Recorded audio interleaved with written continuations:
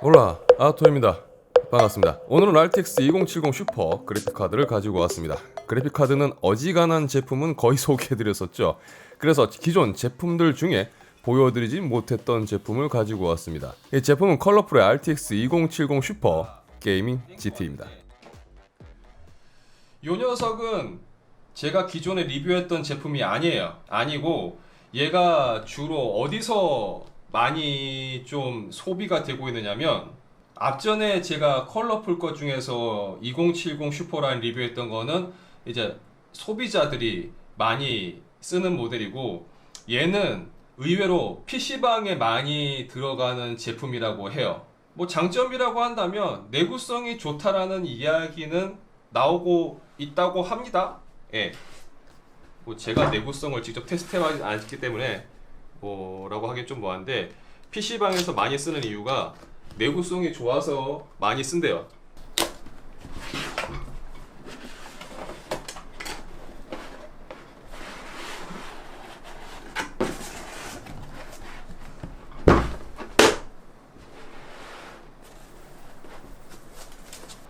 이 킥 가이드는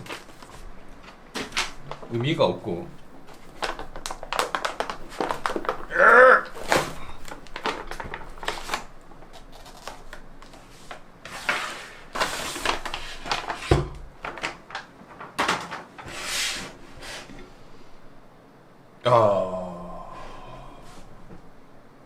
무광이네요. 무광. 새까만 무광이네.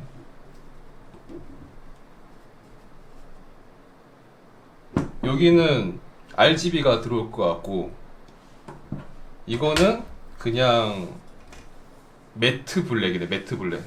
그냥 무광 블랙에 이렇게 뭐 빨강색으로. 펜에 있는 이 컬러풀 이 용가리는 좀 바꿨으면 좋겠어요.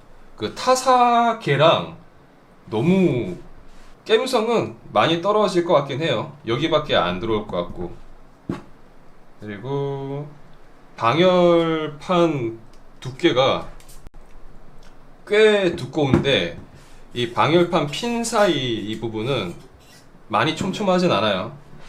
히트 파이프는 3개 들어가 있는 것 같고, 쿨링에서 봤을 때 뭐 히트 파이프 개수라든지 이런 부분이 뭐 좀 더 얘가 많이 보강되어 있는 제품이다 라고 보기는 좀 그럴 것 같아요. 물론 실제 돌려봤을 때 온도는 뭐 적당히 잡아주겠죠. 요새 슈퍼는 원체 온도가 잘 나오는 편이니까. 백플레이트는 금속성, 두께는 좀 있어요.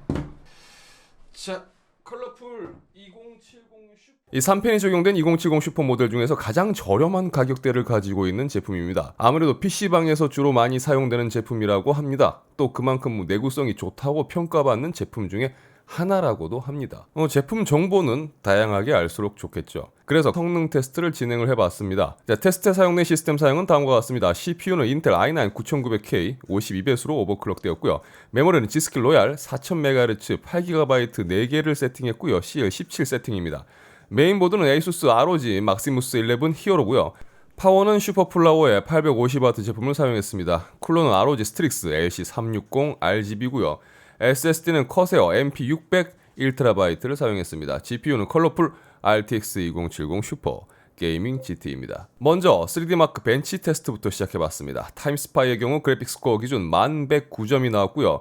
1차 테스트 64.65프레임, 2차 테스트 58.95프레임이 나왔습니다. 기존에 테스트했던 다른 카드의 결과와 비교를 해보도록 하겠습니다. 자, 파이어 스트라이커의 경우 그래픽 스코어 기준 25,509점이 나왔습니다. 1차 122.95프레임, 2차 101.02프레임이 나왔고요. 마찬가지로 기존 테스트 결과와 비교해 보도록 하겠습니다.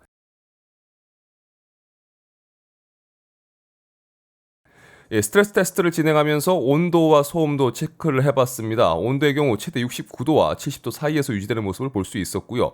이때 소음은 측정기 기준으로 55dB, 그리고 아이들 상태에서는 측정기 기준으로 48dB 정도가 측정되었습니다. 실게임 관련 테스트도 진행을 해봤습니다. 레인보우 6 CJ입니다. QHD 대상도와 FHD 대상도에서 울트라 프리셋으로 자체 벤치를 진행을 했습니다. QHD의 경우 평균 209프레임, FHD의 경우 평균 286.8프레임이 나왔습니다. 자, 토탈로 삼국지의 경우 다이너스티 벤치 모드로 테스트를 진행을 했습니다. QHD의 경우 평균 90프레임, FHD의 경우 평균 128프레임이 나왔습니다. 이 배틀그라운드의 경우는 국민 옵션으로 테스트를 진행했고요. 훈련장 코스 테스트의 경우 QHD 상도는 300m 사로 기준 209프레임, FHD 상도는 평균 274프레임이 나왔습니다. 카라킨 맵을 기준으로 인게임 테스트를 진행을 해봤습니다. 해상도는 QHD, 옵션은 국민 옵션으로 진행을 했고요. 프레임 테스트였지만 그래도 기본은 해야 되기 때문에 파밍을 조금 하고 움직이려고 했는데 저희 팀원이 모두 전멸한 것을 알게 되었고요. 그래도 한 명은 잡아야지라고.